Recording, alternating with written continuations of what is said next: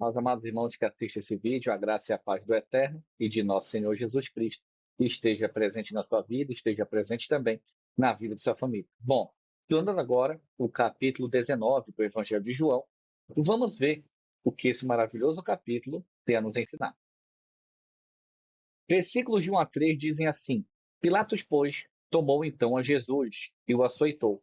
E os soldados, tecendo uma coroa de espinhos, lhe puseram sobre a cabeça e lhe vestiram roupa de púrpura, púrpura tipo um roxo. E diziam: Salve, Rei dos Judeus!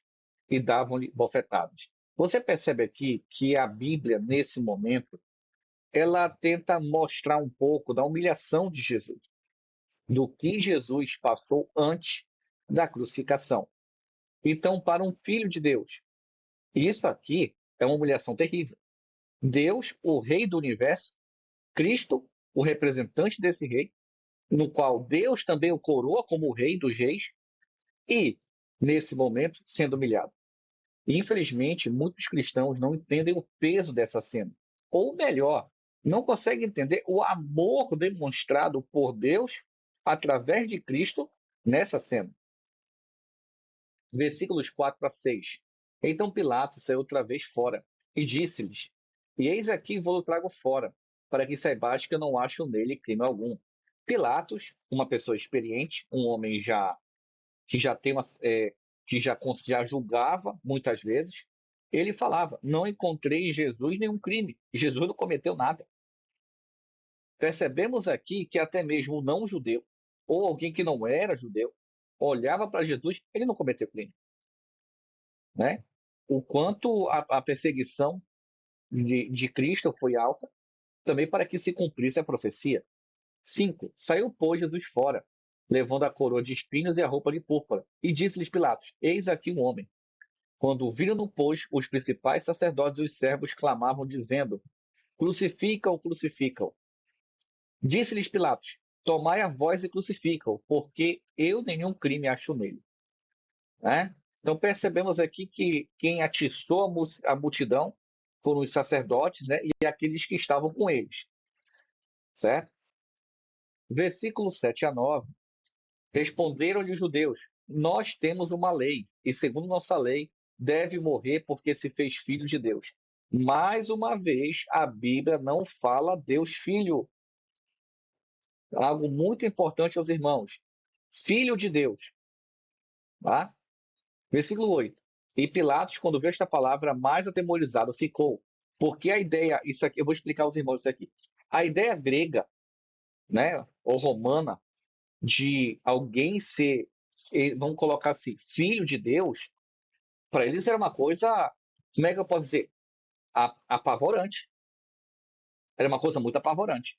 Quando você estuda, por exemplo, a ideia dos deuses romanos, dos deuses gregos, alguém se falar filho, significa que ele tinha características especiais. Eu estou colocando aqui a versão grega e a versão romana. Mas quando nós vamos para a versão do cristianismo, que é a Bíblia, que não se deve misturar, nós temos que entender que Jesus era o Filho de Deus, por quê? Porque ele tinha as mesmas ações, as obras. Nesse sentido, Colossenses diz que Jesus ele é o reflexo de Deus, né? Ele reflete a Deus. É nesse sentido. Por isso que tem essa mudança sucinta. Então, por que as pessoas hoje dizem, chamando a Bíblia de mentirosa, abrindo parênteses aqui aos irmãos, dizendo que Jesus é Deus Filho? Porque eles pegam dos romanos, eles pegam dos gregos essa ideia. Tá? 9. E entrou outra vez na audiência e disse a Jesus: De onde és tu? Mas Jesus não lhe deu resposta. Versículo 10 a 12. Disse-lhe, pois, Pilatos: Não me falas a mim? Sabes tu que eu tenho poder para te crucificar e tenho poder para te soltar? É interessante quando você pega o versículo 10 e Pilatos tenta barganhar com Jesus Cristo. Me fala de ti aí. Estão falando que tu é o Filho de Deus. Pilatos tinha o poder e não fez nada. Não adianta ele ter o poder para soltar. Não soltou. Se qual é o correto? Vamos colocar aqui. Não tem crime? Libera o rapaz. Libera. E mesmo ele tendo poder, adiantou?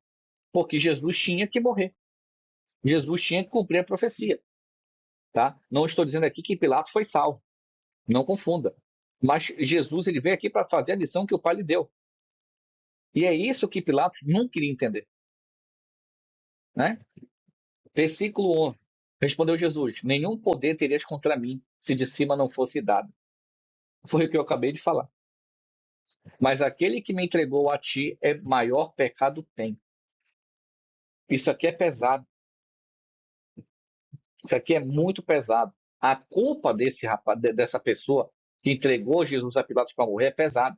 Você fala assim, irmão, mas Jesus não tinha que cumprir a profecia? Tinha que cumprir. Por que que a culpa dessa pessoa é maior? Primeiro, porque ela não creu em Jesus. Ela não creu. Nicodemos, ele acreditava, mas ele era meio, desculpa o palavreado, frouxo.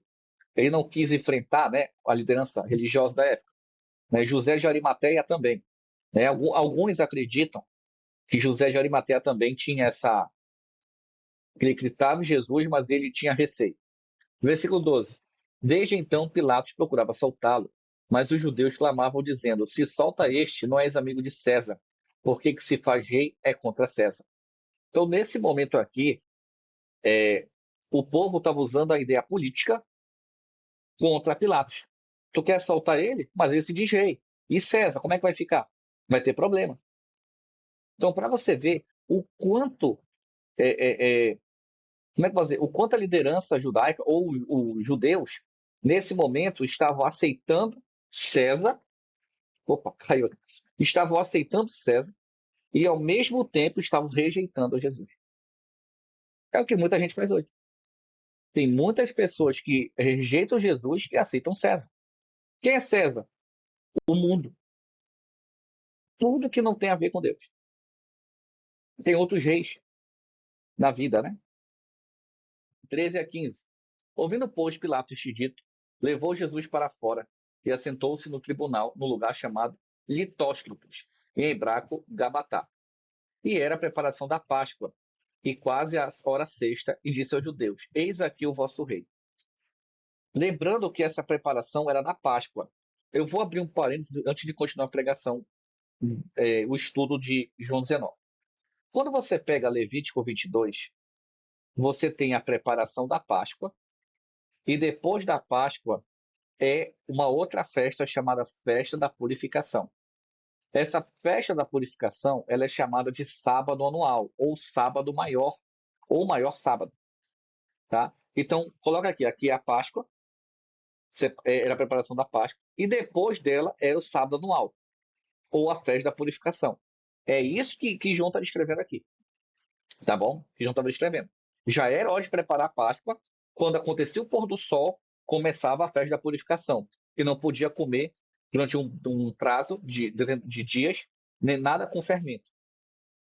Então nós temos que entender isso para entender o que está escrito, tá bom? Mas eles bradaram: Tira, tira, crucificam. Disse-lhes Pilatos: Hei de crucificar o vosso rei? Responderam os principais sacerdotes: Não temos rei senão César. Mais uma vez, a Bíblia demonstrando que quem tem estudo, líder, todos esses cursos negam a Jesus. Não há nada de novo debaixo dos céus. Tem muita gente que se diz líder, instrutor, pregador, apóstolo, um monte de coisa, que nega Jesus Cristo e tem outro rei. O dinheiro, a avarência, a arrogância. Infelizmente. João, versículos 16 a 18. Então, consequentemente, entregou-lhe para que fosse crucificado, e tomaram Jesus e o levaram. E, levando ele às costas a sua cruz, saiu para o lugar chamado Caveira, em que em hebraico se chama Gólgota, onde o crucificaram, e com ele outros dois, um de cada lado, e Jesus no meio. Versículo 19 a 21. E Pilatos escreveu também um título e pô-lo em cima da cruz, e nele estava escrito: Jesus Nazareno, o Rei dos Judeus. E muitos judeus leram este título, porque o lugar onde Jesus estava crucificado era próximo da cidade. E estava escrito em hebraico, grego e latim. Ou seja, as pessoas que estavam ali, todas elas tinham conhecimento de uma das três línguas.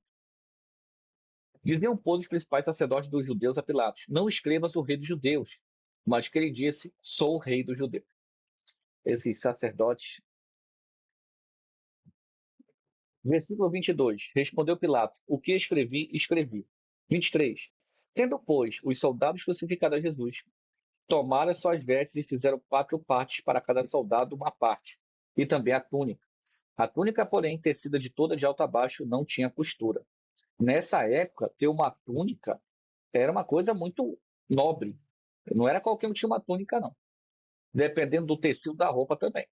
Disseram, pois, aos outros: não a rasguemos, mas lancemos sorte sobre ela, para que ver de quem será, para que se cumprisse a escritura que diz: repartiram entre si as minhas vestes, e sobre a minha vestidura lançaram sorte. Os soldados, pois, fizeram essas coisas. Mais uma profecia que Jesus cumpriu. 25 a 27. E junto à cruz de Jesus estava sua mãe e a irmã de sua mãe, Maria, mulher de Clopas, e Maria Madalena. Ora, Jesus, vendo ali sua mãe e o que o discípulo que ele amava estava presente, disse à sua mãe: mulher, eis aí teu filho. Depois disse ao discípulo: eis aí tua mãe. E desde aquela hora o discípulo a recebeu em sua casa. Vamos entender isso aqui. Quando Jesus fala isso, ele não está dizendo que Maria é mãe de todo mundo. Existe uma pequena situação na cultura judaica que quando o filho primogênito morria, a mãe tinha que ficar nos cuidados de uma pessoa próxima. Nesse momento aqui, percebemos que José não estava, a Bíblia não menciona mais sobre José. Então muitos acreditam que José já tinha morrido. Então Jesus era o primeiro filho de Maria. Maria teve outros filhos. Isso é nítido na Bíblia. Isso é um tempo para outro vídeo. Não vou entrar em detalhe. Mas aqui, Jesus fala isso por quê? Porque ele era o primogênito. João, cuide da minha mãe. O discípulo que ele amava era João. Ele deixou de cuidado da mãe dele com João. E, infelizmente, muitas pessoas sinceras deturpam o que está escrito. E talvez nem conheçam isso, né? Perfeito. Versículo 28 a 30. Depois disto, sabendo Jesus que já todas as coisas estavam terminadas, para que a escritura se cumprisse, disse: tenho sede. Estava, pois, ali um vaso cheio de vinagre. Encheram de vinagre uma esponja e, pondo no ensopo, lhe chegaram à boca. Eu queria explicar essa parte, mas é uma coisa muito nojenta, tá? É, como é que eu posso dizer? Ensopo e esponja, normalmente eles usavam para limpeza corporal e algumas partes íntimas, né? Como defecar, alguns banhos. Então, isso aqui não é muito agradável explicar. Versículo 30. E, quando Jesus tomou o vinagre, disse: está consumado. E, inclinando a cabeça, entregou o Espírito. O que Jesus disse? Cumpri a missão. Cumpri. Amém por isso. Versículo 31 a 33. Os judeus, pois, para que no sábado não ficassem os corpos na cruz, visto como era a preparação, olha só, o parêntese, pois era grande o dia de sábado. Esse era grande o dia de sábado, não era o dia de sábado, sábado. Era o festa da purificação, que é chamado de sábado anual ou grande sábado. Então Jesus não morreu na sexta-feira, tá? Ah, mas isso é ponto de salvação? Não é ponto de salvação. Mas muitas pessoas não entendem esse ponto. Tá? Segundo alguns estudiosos, Jesus morreu na quarta-feira.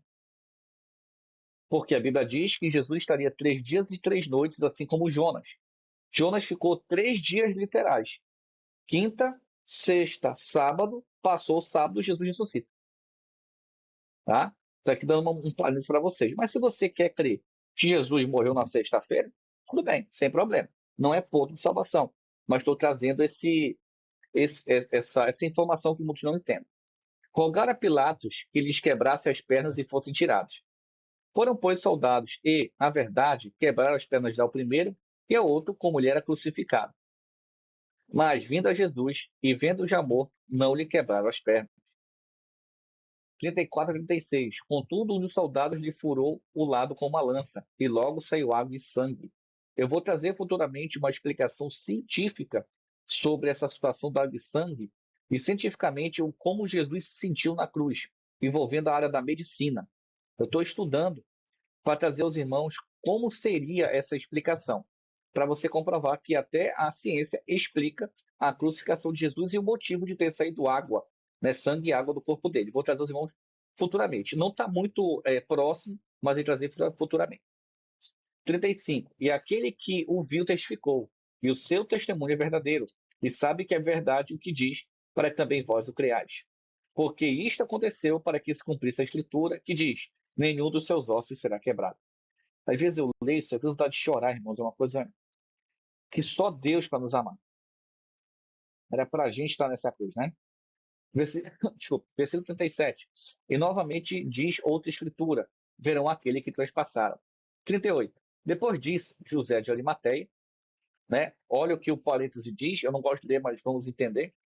O que era discípulo de Jesus, mas oculto por meio dos judeus, perseguição religiosa aqui por causa de Jesus, né? Ou se hoje, né, se nessa época aconteceu, imagine hoje. O pessoal está pregando a verdade, está pregando Bíblia na Bíblia, e é o que a placa da igreja faz? Persegue a pessoa. E tem muita gente que está aí no mundo, você talvez assista esse vídeo, você sabe onde você congrega, tem doutrinas falsas, tem doutrinas que não são bíblicas, e você tem medo, você se oculta seguindo a verdade. Não imite José de Arimateia. Venha até nós vamos abraçá-lo, nós somos irmãos em Cristo, você não está sozinho.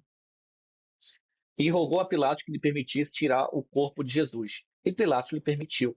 Então foi e tirou o corpo de Jesus. E foi também Nicodemos, olha o tio Nicodemos aí, né? Levando quase 100 arretéis de um composto de mirra e olete.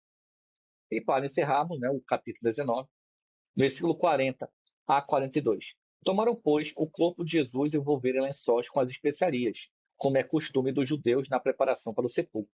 E havia um jardim naquele lugar onde fora crucificado, e no horto um sepulcro novo, em que ainda ninguém havia sido posto.